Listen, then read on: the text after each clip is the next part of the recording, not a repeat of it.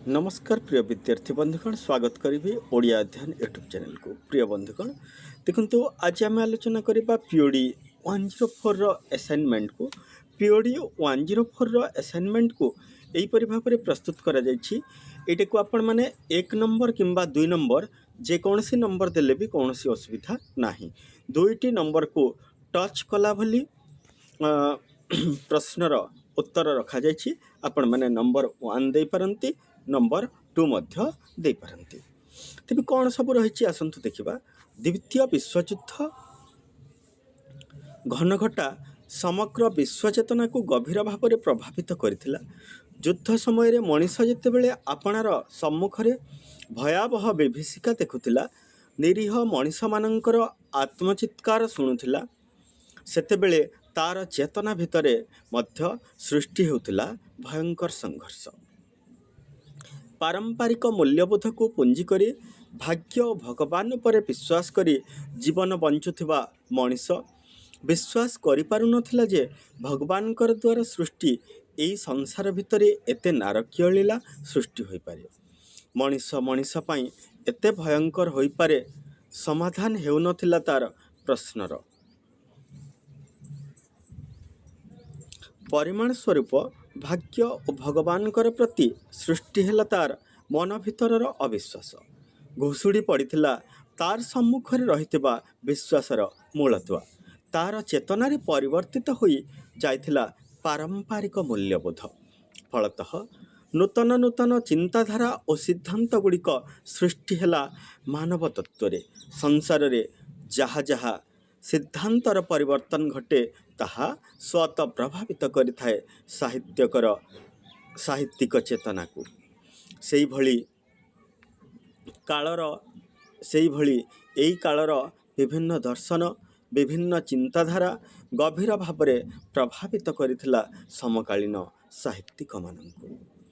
स्वाधीनता 1947 परवर्ती काल ठारू आज पर्यंत विस्तृत काल मध्य आधुनिक ओडिया साहित्य रे जो पर्याय विकसित ताहाकू स्वाधीनोत्तर साहित्य नाम नामित करा जाए। एहाकू केही केही सांप्रतिक साहित्य भाव में मध्य ग्रहण करती। फकीरमोहन और राधानाथ जो आधुनिक साहित्यर मूलभित्ति स्थापन करिगले ताहा समयक्रमे दृढ़ दृढ़तर होइछि। विभिन्न पर्याय दे गति करी एहा आलोच्य पर्याय पहुँचवा समय को अधिक सबल और अधिक प्रकाशक्षम होइछि। तेबे गद्य और पद्य उभय विभाग रे बहु साहित्य शिल्पी आविर्भाव होई ओडिशा सारस्वत भंडार को समृद्ध करिसंती। प्राक स्वाधीनता काल रे लेखनी चालना करी यशस्वी होइतिबा बहु प्रतिभा आलोच्य काल रे मध्य सेमानंकर सारस्वत साधना अब्याहत रखिछंती। कालानुक्रमिक आलोचना दृष्टि सेमानंकर मध्यरु केतेक कृतित्व संपर्क रे पूर्वरु सूचना दिया जाइछि ओ केतेकंकर संबंध रे आलोच्य एई पर्याय सूचना दियाजिबो। एई पर्याय बहु लेखकंकर लेखनी रे समृद्ध होइथिबारु आलोचनार सुगमता दृष्टि केवल नुहे, आलोचना को अधिक विश्लेषणात्मक, तथ्यमूलक तथा फलप्रद करने उद्देश्य रे काव्य, कविता, गल्प, उपन्यास, प्रबंध, समालोचना, नाटक, एकांकिका इत्यादि ओडिया साहित्यर विभिन्न विभागर विकासक्रम पृथक भाव में प्रदर्शन करा जाई यथास्थान रे सेमानंकर कृति संपर्क रे आलोकपात करा जाइछि। देखिबा गल्प साहित्य उपरे। आधुनिक क्षुद्र गल्प एक अर्वाचीन सृष्टि। एई मात्र 19 शताब्दी रे एहार जन्म सृष्टि रे अर्वाचीन हेले हैं। लोकप्रियता रे एहा साहित्यर अन्यान्य विभव को अतिक्रम करि पारिछि। नवजातक एई क्षुद्र गल्प किंतु सांप्रतिक रूप परिग्रह करिबा पई बहु आवर्तन और विवर्तन मध्य देई गति करिछि। शिष्ट साहित्य रे पद्यर सृष्टि हेले ପ୍ରଥମେ ହେଲେ ମୌଖିକ ସାହିତ୍ୟରେ ଗଦ୍ୟ କାହାଣୀକୁ ଆଦିମ ନିଦର୍ଶନ ଭାବରେ ଗ୍ରହଣ କରିବାକୁ ଅଧିକ ସଙ୍ଗତ ମନେ ହୁଏ। କାରଣ କାହାଣୀ କଥନ ଓ କାହାଣୀ ଶ୍ରବଣ ମନୁଷ୍ୟର ଆଦିମ ପ୍ରବୃତ୍ତି। ଏହି ପ୍ରବୃତ୍ତିକୁ ଚରିତାର୍ଥ କରିବା ଉଦ୍ଦେଶ୍ୟରେ ସେ କଳ୍ପ ଗଦ୍ୟ ଭାଷା ପ୍ରୟୋଗ କରିଥିବାର ସ୍ୱାଭାବିକ। ବୈଦିକ ସାହିତ୍ୟରେ ଉଭୟ ଗଦ୍ୟ ଓ ପ୍ରାକୃତ ଭାଷାରେ ରଚନା କରିଥିଲେ ବୃହତ୍ କଥା, ଯାହା ବୃହତ୍ କଥାମଞ୍ଜରୀ ନାମରେ ଅନୁଦିତ ହୋଇଥିଲା କ୍ଷେମେନ୍ଦ୍ରଙ୍କର ଦ୍ୱାରା। ଭାରତର ଅମର ମହାକାବ୍ୟ ରାମାୟଣ ଓ ମହାଭାରତ ମଧ୍ୟ ବହୁ ଉପାଖ୍ୟାନ ଓ ଆଖ୍ୟାୟିକାରେ ପରିପୂର୍ଣ୍ଣ। ଏତତ୍ ବ୍ୟତୀତ ବିଷ୍ଣୁ ଶର୍ମାଙ୍କର ପଞ୍ଚତନ୍ତ୍ର, ଦଣ୍ଡିଙ୍କର ଦଶକୁମାର ଚରିତ୍ର, ସୋମଦେବଙ୍କର ଇତିହାସ କଥା ସରିତ ସାଗର ଇତ୍ୟାଦି ସଂସ୍କୃତ ରଚନାବଳୀରୁ ଭାରତରେ କାହାଣୀ ବା କଥା ସାହିତ୍ୟର ଇତିହାସର ସୁପ୍ରାଚୀନତା ପ୍ରମାଣିତ ହୁଏ ଏବଂ ଏହାରି ମଧ୍ୟରେ ହିଁ ଆମର ଆଧୁନିକ କ୍ଷୁଦ୍ରଗଳ୍ପର ଆଦିରୂପର ସନ୍ଧାନ ମିଳେ। ବିଶ୍ୱର ଅନ୍ୟାନ୍ୟ ସାହିତ୍ୟରେ କଥା ସାହିତ୍ୟର ଆଦ୍ୟ ପର୍ଯ୍ୟାୟ ମଧ୍ୟ କାହାଣୀ ଧର୍ମୀ। ଗ୍ରୀସ୍ ଓ ରୋମର ପୌରାଣିକ କଥା ସାହିତ୍ୟ, ଆରବ ଓ ପାରସ୍ୟ ଦେଶର ଲୋକକଥା, ଇଂଲଣ୍ଡ ଏସୋପ ନୀତି ଆଦି ସମୂହ କଥା ସାହିତ୍ୟରେ ଆଦିମ ରୂପ ଭାବରେ ଗୃହୀତ ହୋଇଥାଏ। ଚତୁର୍ଦ୍ଦଶ ଶତାବ୍ଦୀରେ ଇଂରେଜ କବି ଚସରଙ୍କୁ ଇଂରାଜୀ କ୍ଷୁଦ୍ରଗଳ୍ପର ଜନକ ଆଖ୍ୟା ଦିଆଯାଏ। ତେବେ ତାଙ୍କର ବିଶ୍ୱପ୍ରସିଦ୍ଧ ଗ୍ରନ୍ଥ କାଣ୍ଟରବରୀ କାହାଣୀମାଳା ଇଂରାଜୀ ଭାଷାର ପ୍ରଥମ କ୍ଷୁଦ୍ରଗଳ୍ପ ଭାବରେ ଗୃହୀତ। ସେହିପରି ସମକାଳୀନ ଇଟାଲୀର ଐତିହାସିକ ବୋକାସିଓ ରଚିତ ଡେକାମେରନ୍ ପ୍ରଥମ ଇଟାଲୀ କ୍ଷୁଦ୍ରଗଳ୍ପର ଗୌରବ ଲାଭ କରେ। ଶିଳ୍ପ ବିପ୍ଳବ, ଫରାସୀ ବିପ୍ଳବ ଆଦିରୁ ସମଗ୍ର ୟୁରୋପରେ ଜନ୍ମ ନେଲା ଅର୍ଥନୈତିକ ଶ୍ରେଣୀହୀନତା, ରାଜନୈତିକ ଚେତନା, ମାନବୀୟ ମୂଲ୍ୟବୋଧ ଏବଂ ପରେ ପରେ ଏହା ହେଲା ସମଗ୍ର ବିଶ୍ୱବ୍ୟାପୀ। ଏହି ଚେତନାକୁ ଉପଜୀବ୍ୟ କରି ବହୁ ସଚେତନ ୟୁରୋପୀୟ ମନୀଷୀ କ୍ଷୁଦ୍ରଗଳ୍ପମାନ ରଚନା କଲେ। ପରେ ପରେ ବିଶ୍ୱଯୁଦ୍ଧ ଓ ଯୁଦ୍ଧୋତ୍ତର ବିଶ୍ୱରେ ନୈରାଶ୍ୟବୋଧ, ଶୂନ୍ୟତା, ଅସହାୟତା ମଧ୍ୟରୁ ମୁଣ୍ଡ ଟେକି ଉଠିବା ସ୍ଥିତିବାଦୀ ଦର୍ଶନକୁ ଗ୍ରହଣ କରି ବହୁ ୟୁରୋପୀୟ ସ୍ରଷ୍ଟା ନିଜ ନିଜର ପ୍ରତୀକଧର୍ମୀ କ୍ଷୁଦ୍ରଗଳ୍ପ ରଚନା କଲେ। ପାଶ୍ଚାତ୍ୟ ଦେଶର କ୍ଷୁଦ୍ରଗଳ୍ପ କ୍ଷେତ୍ରରେ ସଂଗଠିତ ଏହି ପରିବର୍ତ୍ତନ କ୍ରମଶଃ ଭାରତୀୟ ତଥା ଓଡ଼ିଆ କ୍ଷୁଦ୍ରଗଳ୍ପର ଶିଳ୍ପ କଳା ରୂପେ ଅନୁସୃତ ହେଲା। ଆଭିମୁଖ୍ୟ ଦୃଷ୍ଟିରୁ କ୍ଷୁଦ୍ରଗଳ୍ପକୁ ସାମାଜିକ, ଐତିହାସିକ, ରାଜନୈତିକ ଓ ମନସ୍ତାତ୍ତ୍ୱିକ ଭାବରେ ବର୍ଗୀକରଣ କରାଯାଇପାରେ। ଭାବ ଦୃଷ୍ଟିରୁ ଏହାକୁ ମାନବବାଦୀ, ହାସ୍ୟ ଓ ବ୍ୟଙ୍ଗାତ୍ମକ, ପ୍ରେମମୂଳକ, ପ୍ରଗତିବାଦୀ ଓ ସମାଜବାଦୀ ଭାବରେ ବିଭକ୍ତ କରାଯାଇପାରେ। ସେହିପରି ଆଙ୍ଗିକ ବୈଶିଷ୍ଟ୍ୟ ଦୃଷ୍ଟିରୁ ଏହାକୁ ଆଭାସ ଗଳ୍ପ, ଅଣୁଗଳ୍ପ ବା ମିନି ଗଳ୍ପ, ଉଦ୍ଭଟ ଗଳ୍ପ, ପ୍ରତୀକଧର୍ମୀ ଗଳ୍ପ ଓ ପ୍ରଗତିଧର୍ମୀ ଗଳ୍ପ ଭାଗରେ ମଧ୍ୟ ବିଭକ୍ତ କରାଯାଇପାରେ। ପଦ୍ୟରେ ବହୁ ଉପାଖ୍ୟାନ ବା କାହାଣୀ ପରିଦୃଷ୍ଟ। ପରବର୍ତ୍ତୀକାଳୀନ ବୌଦ୍ଧ ସାହିତ୍ୟ ଓ ଜୈନ ସାହିତ୍ୟରେ ମଧ୍ୟ ବହୁ ଉପାଖ୍ୟାନ ବିଦ୍ୟମାନ ରହିଛି। ଦେଖିବା ଉପନ୍ୟାସ ସାହିତ୍ୟର ପ୍ରଭାବ କ'ଣ ରହିଛି। ଉପନ୍ୟାସ ଆଧୁନିକ କାଳର ଏକ ବଳିଷ୍ଠ ସାରସ୍ୱତ ଶିଳ୍ପ। ପ୍ରାଚୀନ କାଳରେ ଏହା ସାହିତ୍ୟର ଏକ ସ୍ୱତନ୍ତ୍ର ବିଭାବର ପ୍ରତିନିଧିତ୍ୱ କରୁନଥିଲା। କେବଳ ପ୍ରସନ୍ନତା ପ୍ରଦାନ ପାଇଁ ନାଟକର ଅଙ୍ଗ ବିଶେଷରେ ଅଙ୍ଗବିଶେଷ ରୂପେ ଏକ ଗୌଣ ଭୂମିକା ଗ୍ରହଣ କରୁଥିଲା। ମାତ୍ର ଆଜି ଆମେ ଉପନ୍ୟାସ କହିଲେ ବୁଝୁ ଏକ ଦୀର୍ଘ ତଥା ସ୍ୱୟଂ ସମ୍ପୂର୍ଣ୍ଣ କାଳ୍ପନିକ ଗଳ୍ପ, ଯାହା ମଣିଷର ବାସ୍ତବ ଜୀବନକୁ ଭିତ୍ତି କରି ରଚିତ। ଏହା ଆଧୁନିକ ଜନଜୀବନ ସହିତ ଏତେ ଘନିଷ୍ଠ ଭାବରେ ସମ୍ପୃକ୍ତ ଯେ ଏହାକୁ ଆଧୁନିକ ଏପିକ୍ ବା ଆଧୁନିକ ମାନବର ଜୀବନର ଗଦ୍ୟ ମହାକାବ୍ୟ ଭାବରେ ଅଭିହିତ କରାଯାଇପାରେ। ଦ୍ୱିତୀୟ ବିଶ୍ୱଯୁଦ୍ଧ ପରବର୍ତ୍ତୀ ସ୍ୱାଧୀନତା ପରବର୍ତ୍ତୀ ଓଡ଼ିଆ ଉପନ୍ୟାସ ଜଗତର ପରିସୀମା ବେଶ୍ ଲମ୍ବା। ସ୍ୱାଧୀନତା କାଳରୁ ବର୍ତ୍ତମାନ ପର୍ଯ୍ୟନ୍ତ ଆମ ଜାତୀୟ ପ୍ରେକ୍ଷାପଟରେ ବହୁ ଘଟଣା ଘଟିଯାଇଛି। ଉଣା ଅଧିକେ ଏହି ସମୟର ଲେଖକଗଣ ସେହି ସବୁ ଘଟଣା ଦ୍ୱାରା ପ୍ରଭାବିତ ହୋଇଛନ୍ତି।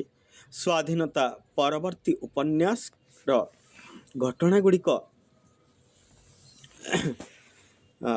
ହେଉଛି ଦ୍ୱିତୀୟ ବିଶ୍ୱଯୁଦ୍ଧର ଭୟାବହତା, ବିଶ୍ୱଶାନ୍ତି ପାଇଁ ଏହି ପ୍ରଚେଷ୍ଟା, ଚୀନ ଏବଂ ପାକିସ୍ତାନର ଆକ୍ରମଣ, ପରମାଣୁ ସଂଘର୍ଷ, ଦରଦାମ ବୃଦ୍ଧି, ବେକାରୀ ସମସ୍ୟା, ଖାଦ୍ୟାଭାବଜନିତ ସମସ୍ୟା, ସ୍ୱାସ୍ଥ୍ୟ ସମସ୍ୟା, ପଞ୍ଚବାର୍ଷିକ ଯୋଜନାର ଗତି, ଜାତୀୟ ସଂଘର୍ଷ, ସାମ୍ପ୍ରଦାୟିକ ଦଙ୍ଗା, ଶିକ୍ଷା ଯୋଜନା, ସମବାୟ ଆନ୍ଦୋଳନ, ବିଶ୍ୱମୈତ୍ରୀ, ଆଞ୍ଚଳିକ ସହଯୋଗ ଇତ୍ୟାଦି।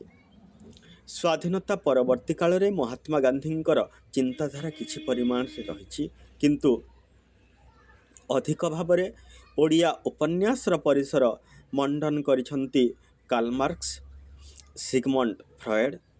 ଶ୍ରେଣୀ ସଂଘର୍ଷ ଓ ମନସ୍ତତ୍ତ୍ୱ ଓଡ଼ିଆ ଉପନ୍ୟାସକୁ ନୂଆ ମୋଡ଼ ଦେଇଛି। ପାଶ୍ଚାତ୍ୟ ଦେଶମାନଙ୍କର ଯେଉଁ ସବୁ ଆନ୍ଦୋଳନ ଗଢ଼ି ଉଠିଛି, ତାହା କେତେ ପରିମାଣରେ ଆମ ଲେଖକମାନଙ୍କର ଆଦର୍ଶ ହୋଇଯାଇଛି। ଆମର ଅନେକ ଔପନ୍ୟାସିକ ଫ୍ରଏଡ୍ଙ୍କର ପାଖରେ ଋଣୀ। ସ୍ୱାଧୀନତା ପରବର୍ତ୍ତୀ ଉପନ୍ୟାସ ଜଗତ ବଡ଼ ବୈଚିତ୍ର୍ୟ। ଉପନ୍ୟାସର କଥାବସ୍ତୁ ଏବଂ ଗଠନ କୌଶଳର ନେଇ ନାନା ପ୍ରକାର ପରୀକ୍ଷା ନିରୀକ୍ଷା ଆରମ୍ଭ ହୋଇଛି। ନୂଆ ନୂଆ ଜ୍ଞାନ କୌଶଳକୁ ଆଧାର କରି ରଚିତ ହୋଇଛି ନବୀନ ଧରଣର ଉପନ୍ୟାସ। ଉପନ୍ୟାସର ଭାବ, ଭାଷା, ରୂପ ବଦଳି ଯାଇଛି। ଏହି ସମୟ ମଧ୍ୟରେ ଲେଖାଯାଇଛି ମନସ୍ତାତ୍ତ୍ୱିକ ଉପନ୍ୟାସର ଚେତନା, ପ୍ରବାହଧର୍ମୀ ଉପନ୍ୟାସ, ଚରିତ ଉପନ୍ୟାସ ଏବଂ ଐତିହାସିକ ଉପନ୍ୟାସ।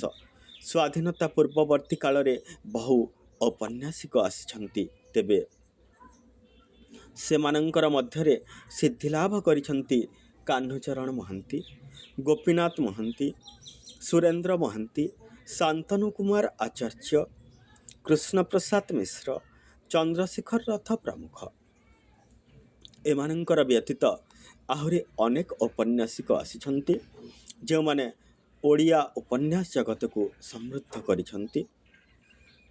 ସେମାନେ ହେଲେ ବସନ୍ତ କୁମାରୀ ଦେବୀ, ରାଜକିଶୋର ପଟ୍ଟନାୟକ, ପ୍ରତିଭା ରାୟ ମହାପାତ୍ର, ନୀଳମଣି ସାହୁ,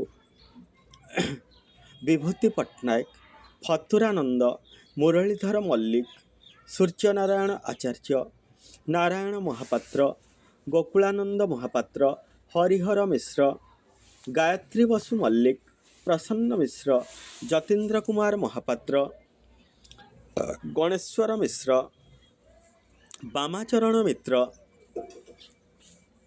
ନୃସିଂହଚରଣ ପଣ୍ଡା, ନିତ୍ୟାନନ୍ଦ ମହାପାତ୍ର, ଗୋବିନ୍ଦ ଦାସ, ନରହରି ସାହୁ, ବ୍ରଜମୋହନ ମହାନ୍ତି, ଶାନ୍ତ ମହାପାତ୍ର, ସୁନୀଲ ମିଶ୍ର, ସୁଜାମଣି ନନ୍ଦ, ପଦ୍ମଜ ପାଲ। ସ୍ୱାଧୀନତା ପୂର୍ବ ପିଢ଼ିରେ ଲେଖନୀ ଚାଳନା କରିଥିବା ଅନେକ କଥାକାର ସ୍ୱାଧୀନତା ପରବର୍ତ୍ତୀ କାଳରେ ଲେଖନୀ ଚଳାଇ ସିଦ୍ଧିଲାଭ କରିଛନ୍ତି। ତେଣୁ ପ୍ରବୀଣ ଏବଂ ନବୀନଙ୍କର ସମାହାରରେ ଏହି ପିଢ଼ିର ଉପନ୍ୟାସ ସମୃଦ୍ଧ। ବିଶ୍ୱଯୁଦ୍ଧ ବିଶ୍ୱର ରାଜନୀତି, ଅର୍ଥନୀତି ତଥା ସାହିତ୍ୟକୁ ଯଥେଷ୍ଟ ପ୍ରଭାବିତ କରିଛି। ଗତାନୁଗତିକ ପାରମ୍ପରିକ ଶୈଳୀକୁ ପରିତ୍ୟାଗ କରି ସାହିତ୍ୟ ନୂତନ ଶୈଳୀ ଏବଂ ଗଠନ ରୀତିକୁ ଆପଣେଇ ନେଇଛି। ସ୍ୱାଧୀନତା ପରକାଳର ସୃଷ୍ଟି ବିଭିନ୍ନ ମତବାଦ ଦ୍ୱାରା ପରିପୃଷ୍ଟ ହୋଇଛି। 1950 ପରେ ପରେ ଭାରତୀୟ ଗଣତନ୍ତ୍ର ନାନା ଜଟିଳ ସମସ୍ୟାର ସମ୍ମୁଖୀନ ହୋଇଛି। ଆଧୁନିକ ମଣିଷର ଯନ୍ତ୍ରଣା, ଭାଙ୍ଗି ପଡ଼ୁଥିବା ମୂଲ୍ୟବୋଧ, ଉଜୁଡ଼ି ଯାଇଥିବା ସାମାଜିକ ବିଧି ବ୍ୟବସ୍ଥା, ପଞ୍ଚବାର୍ଷିକ ଯୋଜନାର ବିଫଳତା, ଗାନ୍ଧୀବାଦୀ ଚିନ୍ତାଦର୍ଶର ସ୍ଖଳନ, ପାଶ୍ଚାତ୍ୟ ଚଳଣୀର ଆବିର୍ଭାବ, ଶିଳ୍ପ ଓ ବିଜ୍ଞାନର ବଳିବର୍ଦ୍ଧତ୍ୱ ଆଦି ସ୍ୱାଧୀନତା ପରବର୍ତ୍ତୀ ଓଡ଼ିଆ ଉପନ୍ୟାସର କଳେବର ମଣ୍ଡନ କରିଛି। ନୂତନ ଚିନ୍ତାଧାରାରେ ଅନୁବର୍ତ୍ତନ, ଆଧୁନିକ ମଣିଷର ଆତ୍ମଗ୍ଳାନି ତଥା ଅସହାୟତା ଏହି ପିଢ଼ିର କଥା ସାହିତ୍ୟକୁ ରୁଦ୍ଧିମନ୍ତ କରିଛି। ସ୍ୱାଧୀନତା ପରବର୍ତ୍ତୀ ଓଡ଼ିଆ ଉପନ୍ୟାସକୁ ସମୃଦ୍ଧ କରିଛନ୍ତି ଗୋପୀନାଥ ମହାନ୍ତି, ହରେକୃଷ୍ଣ ମହତାବ, କାହ୍ନୁଚରଣ ମହାନ୍ତି, ସୁରେନ୍ଦ୍ର ମହାନ୍ତି, ରାଜକିଶୋର ପଟ୍ଟନାୟକ, ବସନ୍ତ କୁମାରୀ ପଟ୍ଟନାୟକ, କୃଷ୍ଣପ୍ରସାଦ ମିଶ୍ର,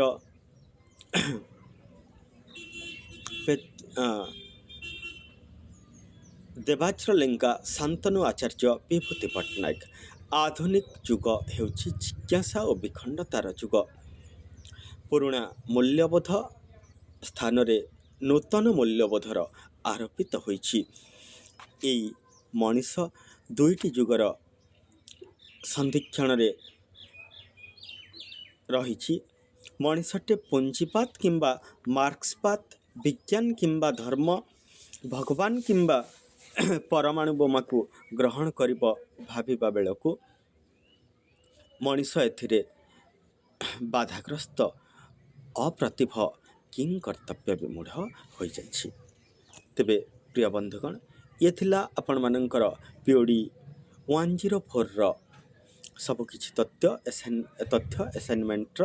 ତେବେ ଆଶା କରୁଛି ଆପଣମାନଙ୍କୁ ନିହାତି ଭାବରେ ଏହିସବୁ ଆସାଇନମେଣ୍ଟ ଗୁଡ଼ିକ କାର୍ଯ୍ୟରେ ଆସିବ। ସମସ୍ତଙ୍କୁ ଧନ୍ୟବାଦ। 7735664589କୁ ନିହାତି ଭାବରେ ମୋବାଇଲ ନମ୍ବର ଭାବରେ ସେଭ୍ କରିଥାନ୍ତୁ ଓଡ଼ିଆ ଅଧ୍ୟୟନ ୟୁଟ୍ୟୁବ୍ ଚ୍ୟାନେଲର। ଏହାଦ୍ୱାରା ଆପଣମାନେ ଅନେକ ପ୍ରକାର ଲାଭବାନ ହେବେ ବୋଲି ଆଶା। ଧନ୍ୟବାଦ, ନମସ୍କାର।